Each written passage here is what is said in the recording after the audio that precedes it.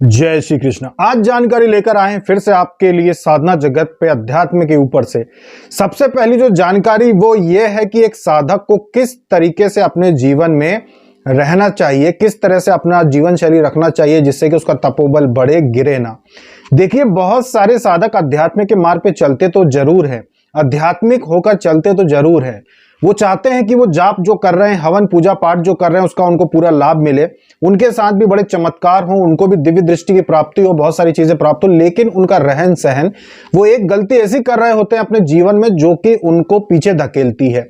और विश्वास मानिए, ऐसे लोग जीवन में, चाहे वो आध्यात्मिक मार्ग हो चाहे वो सांसारिक मार्ग हो, दोनों ही मार्ग पे सफल नहीं हो पाते, दोनों ही मार्ग पे असफल रहते हैं। ना तो अपना जीवन सफल कर पाते हैं, सांसारिक जीवन अच्छे से जी पाते हैं, और ना ही आध्यात्मिक मार्ग अच्छे से वो जी पाते हैं। वो कारण होता है, सबसे पहले तो होता है कि ब्रह्मचर्य व्रत का पालन। ये ब्रह्मचर्य व्रत का जो पालन होता है, ये किन लोगों के लिए होता है? यह गृहस्थ लोगों के लिए नहीं होता। लेकिन जो लोग अभी गृहस्थ नहीं है, जो लोग अभी जिनकी शादी नहीं हुई है, या फिर जिनकी शादी टूट चुकी है, या फिर जो अलग हो चुके हैं एक दूसरे से, पति पत्नी, लेकिन उसके बावजूद भी वो अध्यात्म के मार्ग पे वो चल रहे हैं, तो उनको किन चीजों का ध्यान रखना चाहिए, ये बात आज हम आपको समझा रहे हैं। मान लो कि आप एक महिला हो, आप एक स्त्री हो, चाहे आपकी शादी नहीं हुई हो, आप कुंवारे हो, या आपकी शादी हो चुकी है, या आपका तलाक हो चुका है, या फिर आप का तलाक का केस चल रहा है आपका और आप अकेली रहती हो। अब धर्म अनुसार, सनातन धर्म के अनुसार देवी देवताओं की सिद्धि को देखा जाए कि किस पर ज्यादा कृपा होती, किस पे कम होती, उस चीज को देखा जाए तो ऐसी स्त्री को ब्रह्मचर्य व्रत का पालन करना बहुत जरूरी है। ऐसी स्त्री को, अगर आप पति से अलग भी रहती हो, या फिर आप कुंवारी हैं और आप साधना जगत में आपने प्रवेश किया है, और आप अगर साधना कर रही हैं, और अगर आप वाकई में आप जीवन में कुछ अच्छा चाहते हैं, जीवन में कुछ अच्छा पाना चाहते हैं, तो आपको ब्रह्मचर्य व्रत का पालन करना पड़ेगा। ऐसा नहीं हो सकता कि आप देवी देवताओं को पूजा पाठ भी करें, उनको भोग भी लगाएं, हवन भी करें, और आप ब्रह्मचर्य व्रत का पालन ना करें। आप एक अमानवीय, कह सकते हैं इसको, कि अमानवीय कार्य भी करें। आप किसी से संबंध भी बना रहे हैं और चाह रहे हैं कि कोई देवी या देवता पे प्रसन्न हो जाए। देवी देवताओं की दृष्टि से ये चीजें नहीं छुपती हैं, परमेश्वर की दृष्टि से ये चीजें नहीं छुपती हैं कि आप कैसे कर्म कर रहे हो। अब आप ही बताइए कि एक देवी जिनके अंश आपके घर में आ गए हैं, अब आप देवी की साधना करते हो, पूजा पाठ करते हो, देवी का अंश आपके घर में है, और आप इस तरह के काम भी लगातार किए जा रहे हो, तो आपको कैसे सिद्धि मिलेगी? कैसे आपको सिद्धि मिलेगी? कैसे आपको प्रत्यक्ष दर्शन होंगे? जीवन में धर्म के अनुसार कुछ कार्य करना तो आवश्यक है, कुछ कार्य तो आपको करने पड़ेंगे नियम अनुसार। अगर नहीं करेंगे, अगर आप गंदा जीवन व्यतीत करेंगे, तो देवी देवता आपको क्यों दर्शन देंगे? वो आपको क्यों सिद्ध होंगे? जब वो जानते हैं कि भाई अभी ये जिनके भी साथ संबंध बना रहे हैं वो इनके जीवन साथी नहीं है, पति पत्नी नहीं है, और ये गलत रास्ते पे चल रहे हैं, तो वो आपको सिद्धि क्यों देंगे? हम कई बार दोष शब्द का हमने उपयोग किया है कई बार वीडियो में कि कुछ दोष होते हैं जिनकी वजह से लोगों की दृष्टि नहीं खुल पाती, लेकिन आज हम खुलकर उन दोषों को बता रहे हैं जिससे सभी साधक साधिका उन दोषों को समझ सकें। कि एक दोष ये भी होता है कि अगर आप ऐसे व्यक्ति के साथ संबंध बना रहे हैं, जो कि शारीरिक संबंध बना रहे हैं, जो कि आपका पति नहीं है, जो कि आपकी पत्नी नहीं है, ऐसी स्थिति में भी आपको सिद्धि तो आंशिक रूप से तो मिल जाती है, लेकिन सिद्धि का प्रत्यक्ष होना मुश्किल हो जाता है। कई बार देवी देवता ऐसे व्यक्ति पर सवारी रूप में नहीं आते, कई बार उतने बड़े चमत्कार नहीं कर पाते जो कर सकते हैं दूसरे साधकों के साथ। ये बिल्कुल कड़वा सत्य है, इसको मानना ही पड़ेगा।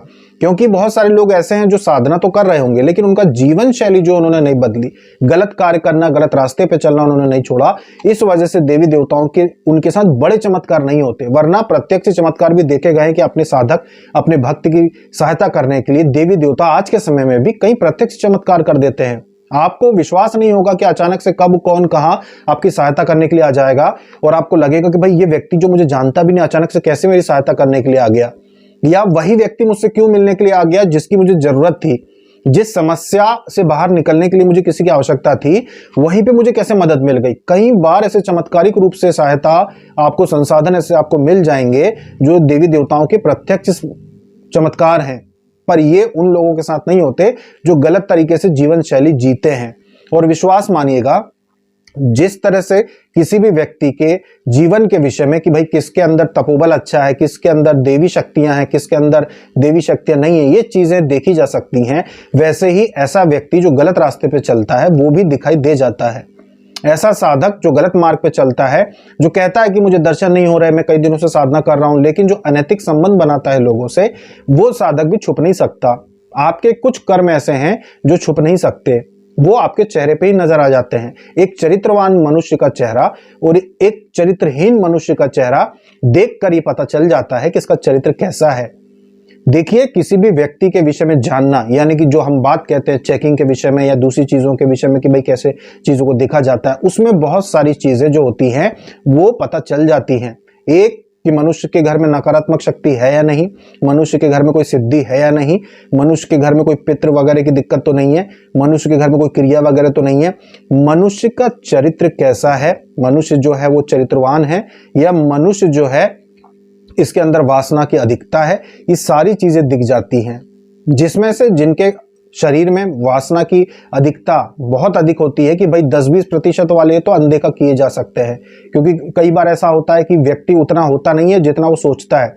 वो जितना वासना उसके दिमाग में होती है, उसके कर्म वैसे नहीं होते, वो वैसा करता नहीं है, लेकिन उसके दिमाग में वो बातें रहती हैं, वो भी समझ में आती हैं, लेकिन वो अनदेखे करने वाली चीजें होती है, उन पर ध्यान नहीं दिया जाता। लेकिन जिसकी वासना 80% से ज्यादा हो, कि जो न सिर्फ सोचता है बल्कि बार बार ये गलत संबंध दूसरे लोगों से बनाता है, वो व्यक्ति उसके चेहरे पर ही वो चीज दिख जाती है। बिल्कुल तेज उसका क्षीण होता जाता है, उसके अंदर कोई तेज नहीं बचता। उसकी वो भक्ति से जो तपोबल बढ़ाते हैं वो बस फिर गिर जाता है। उसके चेहरे से ये सारी चीजें दिख जाती हैं कि इनकी जीवन शैली सही नहीं है।